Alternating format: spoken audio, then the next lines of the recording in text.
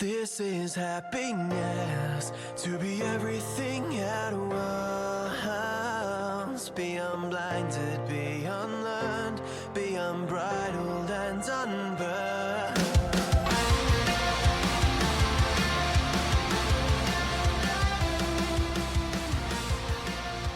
Hey guys, welcome back to a brand new episode of Mood Prep. My name is Dave Nixon, and today we are going to discuss a couple of things. So I suppose some different paradigm shifts of how we communicate and how we map out our reality.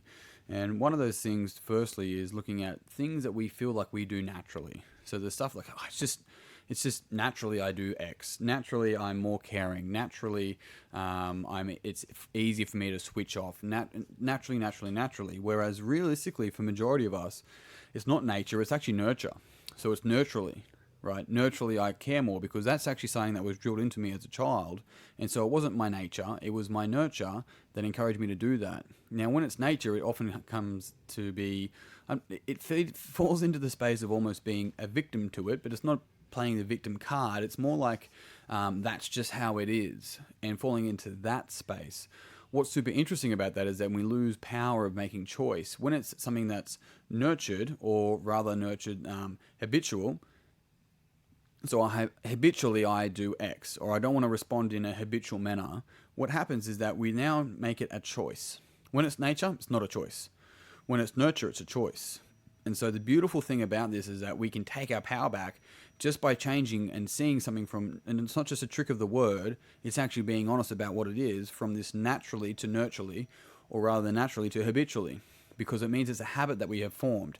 There's a positive feedback loop from doing it, and maybe now in my older life the positive feedback isn't there as much. However, I still find myself falling into the pattern of making the same decisions and then kind of getting punished by the universe, so to speak. It's just like, fuck, it keeps on happening.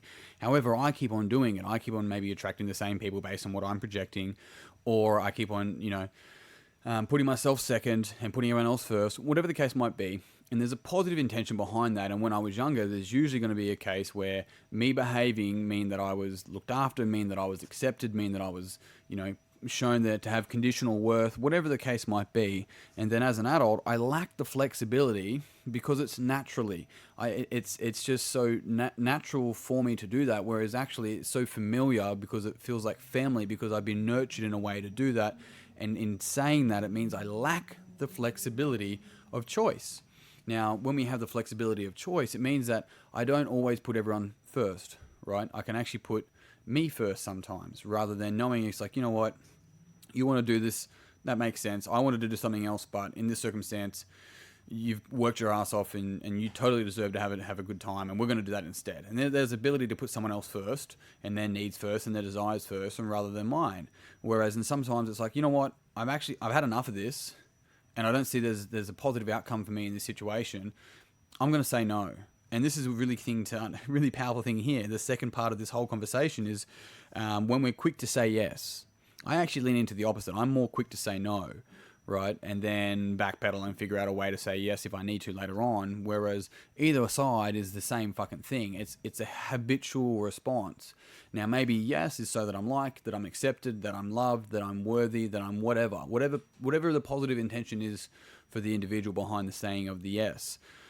Whereas for the other person, for me, someone like myself who may lean into more of a habitual no, it's going, what's the positive intention behind that? Well, it's showing boundaries. I'm really fucking good with boundaries. Don't fucking cross it. And showing somebody who has a bit more of that sort of gusto. However, in doing so, they've potentially pushed people away in the past, even when they didn't want to, because they had to uphold this protection mechanism of this no, even when they wanted to say yes. But the flip of that is when people want to say yes, but really they want to say no. And so they're saying yes for the sake of saying, and they're like, fuck, why do I keep doing this? I don't want to do it.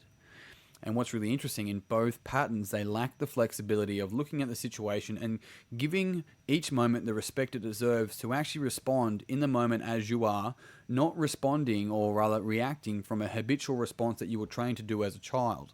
And this is a powerful thing, because when we are able to actually see that, we start to change the way we interact with the world every fucking single day, because we respond to each moment in the moment We're not bringing past rules, morals, values, beliefs to that moment and making the decision. It doesn't mean that we forget the past. That's not what I'm saying.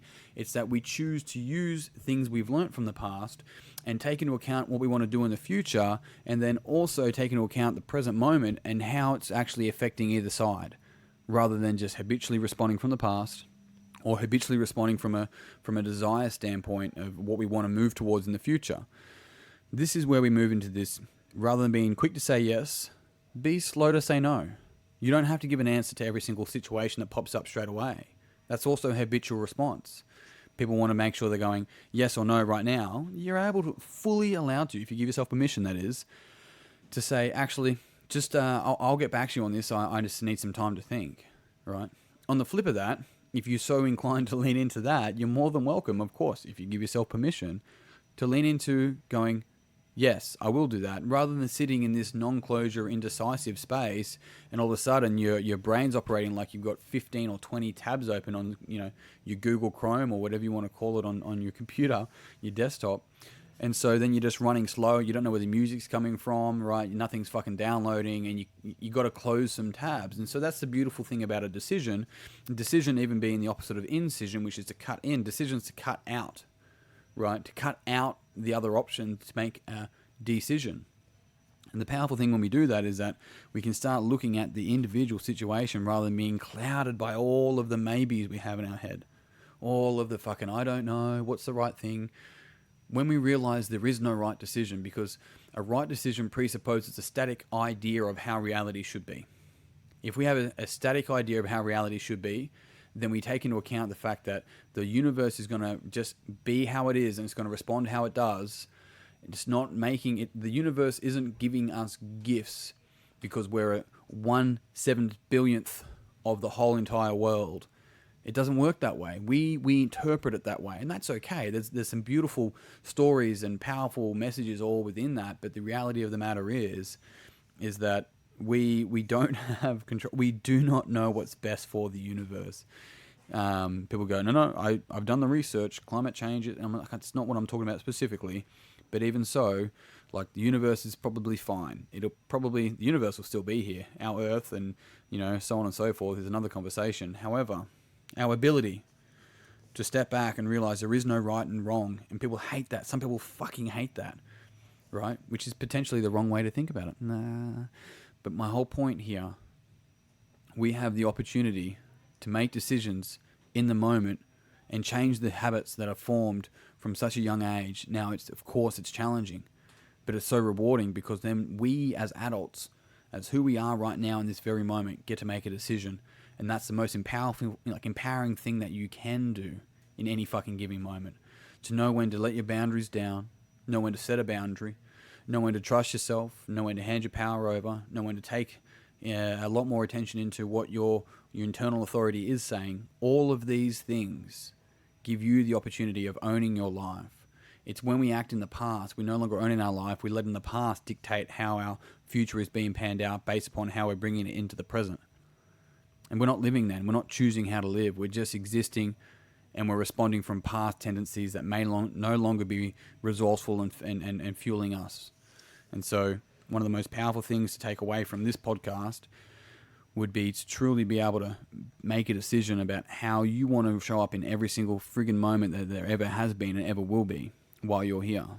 And choose that rather than responding from some sort of future desire, constantly, jumping from one thing to the other, or just responding from the past constantly, fearful that you're going to make the same decision, the same mistake, and so forth. Because what you're doing there is paying attention to it become a self-fulfilling prophecy. You're paying attention to exactly what you don't want, right?